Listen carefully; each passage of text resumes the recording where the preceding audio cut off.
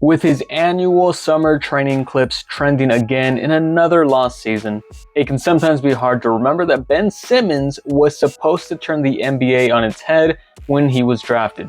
But since entering the league, he has admittedly been a great contributor to winning basketball, but also a player who doesn't seem to improve his game or be able to actually stay on the court. He has been a bust for not just one, but two franchises who hoped he could push them over the top to compete for championships.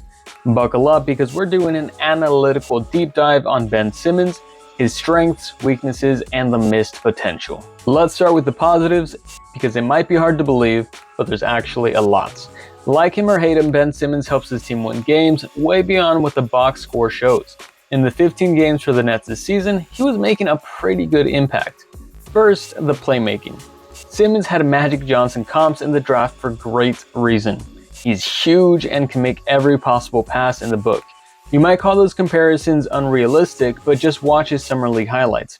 It's hard not to have imagined a yearly MVP candidate at the time. For his career, that playmaking has stayed true with a career average of 7.4 assists and just 3.2 turnovers.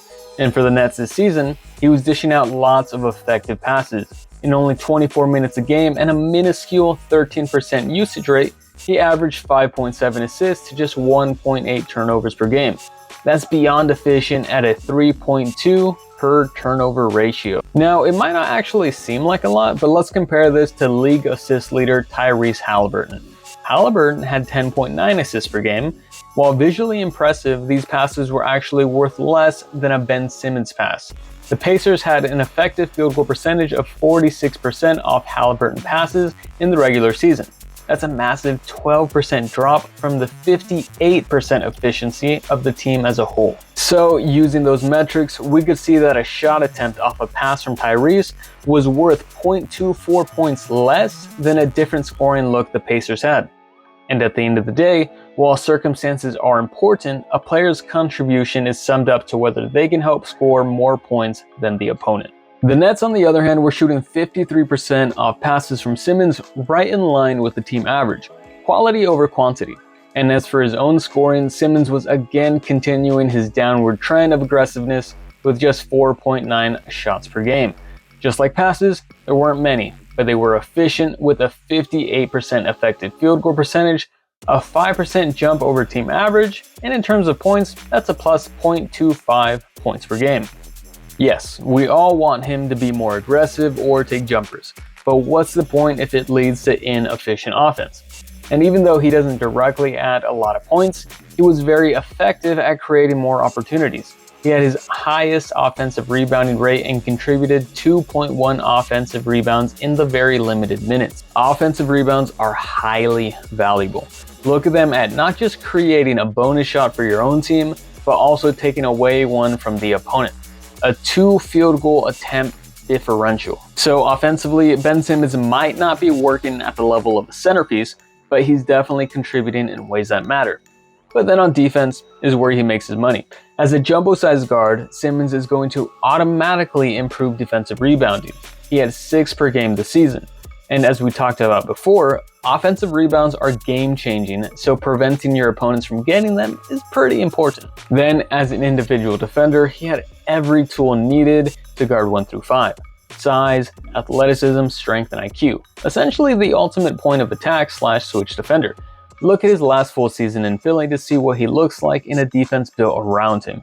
With Joel Embiid guarding the paint, Ben was free to be aggressive on the perimeter, chase through screens, and hound the ball. It's hard to beat a guy when he has the speed to keep up with you, the size to bother post-ups, and the length to catch up if he gets beat or to dip into the passing lanes.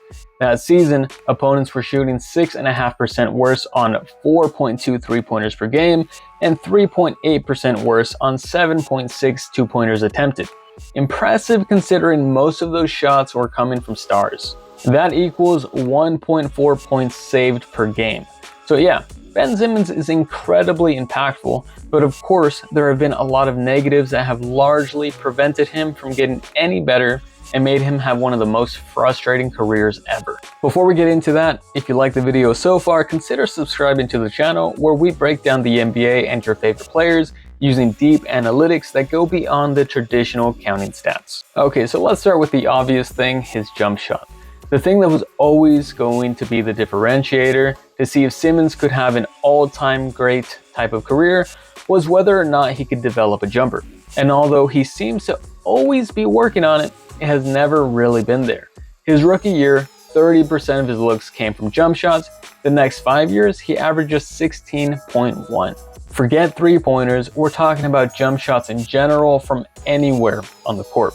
So unless some miracle turnaround happens a la Jason Kidd, Simmons will be glued to the dunker spot and fast breaks for the rest of his career. Then, of course, comes the injury concerns. The past few years, he has dealt with a combination of injuries and mental health issues that has kept him out of many games and a full season. It doesn't matter how great a player actually is if he doesn't play when it matters. Look at the Clippers or the 76ers. They have top 5 players who can't stay on the floor come playoff time. All the work during the season goes to waste at the end of the year. So injury concerns have to come into play when you evaluate a player. It hurts production, trade value, and might even affect team trust. In Simmons' case, he missed his rookie year with a fractured foot. He's had knee surgery, which continues to bother him every year. And of course, the nerve problem in his back that started in 2020. It required surgery and has limited his games every year thereafter. It's possible that he comes back healthy, but for a player whose game depends on athleticism to score and then physicality on the defensive end, it's just not going to be very likely. Finally, the biggest thing we need to talk about is his mentality. We aren't talking about his mental health outside of basketball. We'll give him his respect with that. Let's say strictly basketball. As a guy who's incredibly talented, Simmons struggled to be aggressive and assert his presence in games. Since his rookie year, adjusted for 100 possessions, he took less shot attempts on an average decrease of 1 shot per game each season, starting at 17.6 field goal attempts per 100 his rookie year and ending at 7.4 this past season. It's gotten to the point where he has passed up open looks for who knows what reason. Of course, there is the famous play in the Hawks series where he passed out of a wide open dunk that effectively sealed the game as a loss and ended his career as a 76er. He might not be tasked to be a primary scorer, but if he's not willing to shoot, it only makes life easier for the defense and much harder for teammates. A great comparison is Giannis. Never been a great shooter, but when he's willing to take those open looks, make or miss, it forces the defense to be just a bit more honest instead of sagging completely into the paint on every possession. And as a slasher, he needs his guy to be farther out to the perimeter so he can drive and collapse the defense. It's no surprise that the 3 years where Giannis posted his highest PERs as a dominant wrecking ball, he also had his second, third, and fourth highest three-point attempt rates of his career. But Simmons won't even try. His lack of improvement, injury history, zero aggressiveness, and maybe even potential fear of messing up has tanked what could have been an amazing career. You can't have a star afraid of the spotlight. Let me know what you think about Ben Simmons in the comments. Subscribe.